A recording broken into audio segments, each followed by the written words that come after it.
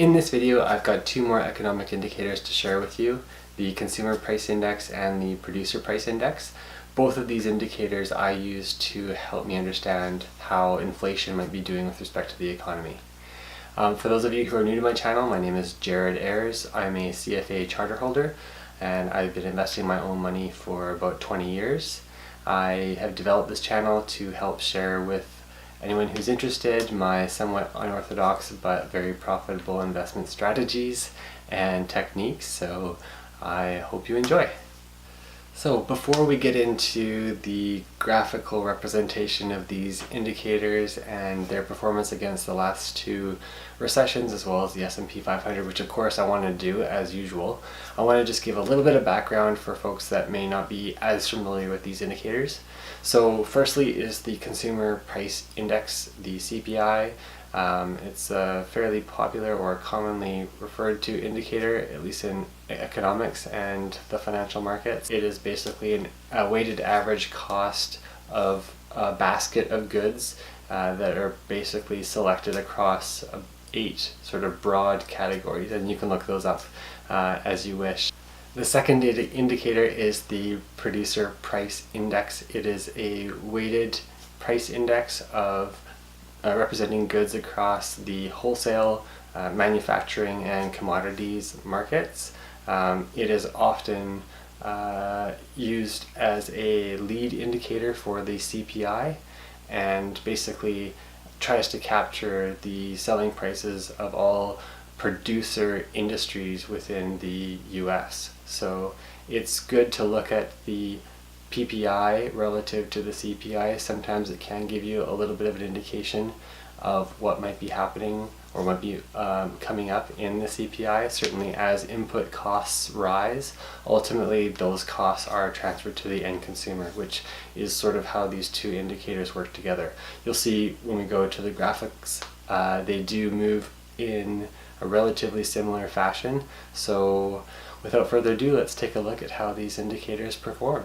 So as promised, I wanted to share with you the first of all the CPI as it compares to the S&P 500, as well as how it relates to the tech bubble as well as the Great Recession in terms of timing and how it actually moves around those times. So the first graph I wanted to share with you, just with the actual trend lines included in it. So you can see during the tech bubble we're looking at basically a run up, then sort of a flattening, and then a run down, where that sort of flattening part of the CPI kind of corresponds with the beginning of the downturn, whereas the actual sort of fall off in the actual inflation rate happens a little bit after maybe midpoint through the downwards trend in the S&P 500, and I bet you if we overlaid the CPI with the Fed funds interest rate, you'd probably see those two move quite similarly.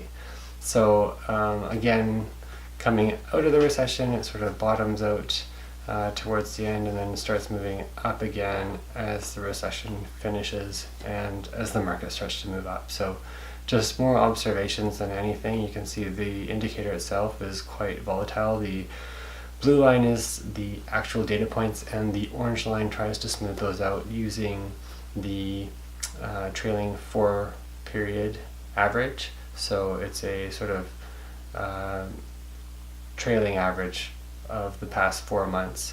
I should also point out that this indicator, the CPI, is a year-over-year percentage change. So that's what you're seeing here, is a representation of that change year over year.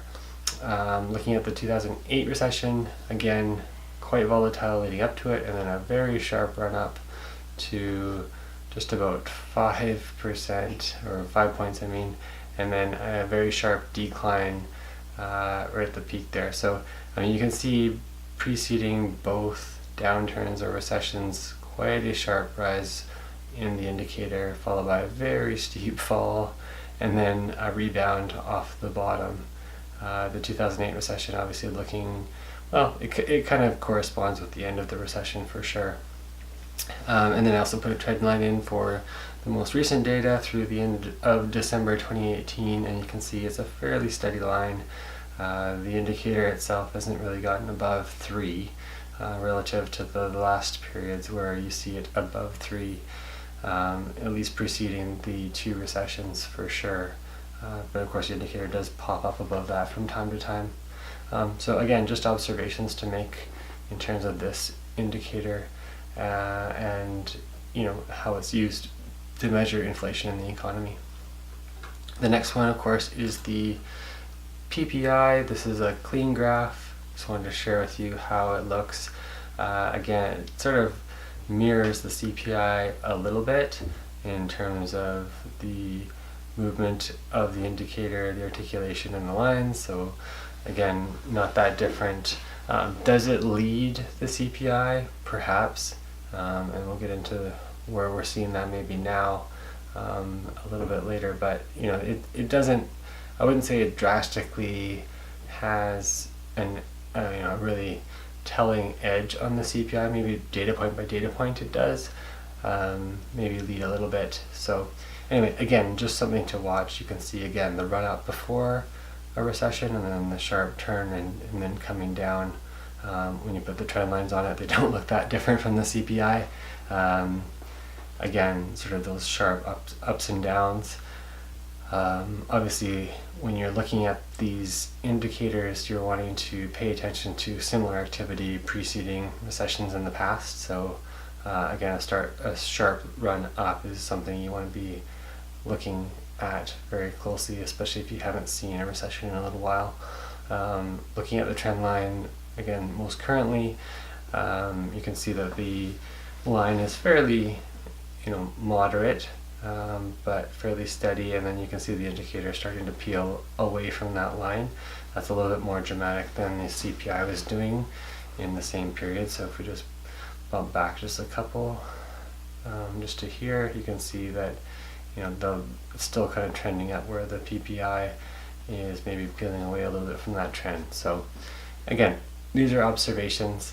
You obviously see both of these react relative to the Fed funds interest rate, which is an indicator I'm going to cover off in my next video, but certainly the inflation indicators are something you do want to pay attention to, because that does inform other factors that will drive the performance in the investment markets, both the bond markets and also the equity markets. So I hope that was useful, and we'll stay tuned for my next video when I cover off a few more of these. Once again, I hope you enjoyed this video and a little more insight into how I build up my understanding of the economy as it relates to my investment strategy. If you do have any questions or comments, please feel free to leave those in the comments section. If you like the video, please hit the like button. And of course, if you haven't yet already, but you are more interested in some of the other material I have to share with you, please by all means hit the subscribe button. And until next time, happy investing and good luck in the markets.